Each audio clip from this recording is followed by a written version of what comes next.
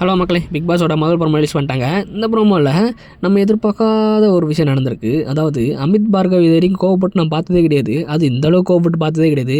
இந்த கோவத்துக்கு ஒரே சொந்தக்காரர் நம்ம வியானா. என்ன ஆச்சரியப்படுறீங்க? வியானா பண்ண ஒரு வேலையில் தலைவர் கோவமாயிட்டுக்கிறாரு.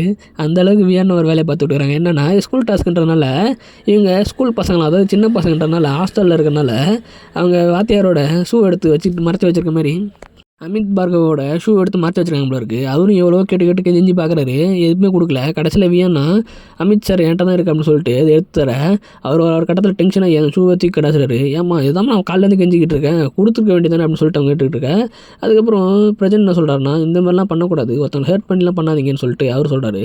நெக்ஸ்ட்டு சாண்ட்ரா என்ன சொல்லிட்டு இருக்காங்கன்னா, திவ்யா கிட்ட இந்த மாதிரிலாம் எனக்கு தெரிஞ்சு யாரும் பண்ண மாட்டாங்க ஹாஸ்டலில், ஏன் இப்படி பண்ணுறான்னு தெரிலன்னு சொல்லிட்டு அவர் சொல்ல, விக்கல்ஸ் விக்ரம் வியானாக்கு வக்கால் தோங்குறாரு. அதாவது சாரி சார், அது இமேச்சராக அவங்க நடந்துக்கிட்டாங்க, அவங்க ஸ்டூடெண்ட்டாக இருக்கனால இமேச்சராக நடக்கிற மாதிரி அவங்க அதை எடுத்து வச்சிட்டாங்க, அப்படி தான் இருக்கணும் அப்படி சொல்ல அது அமித்து டென்ஷன் வராரு.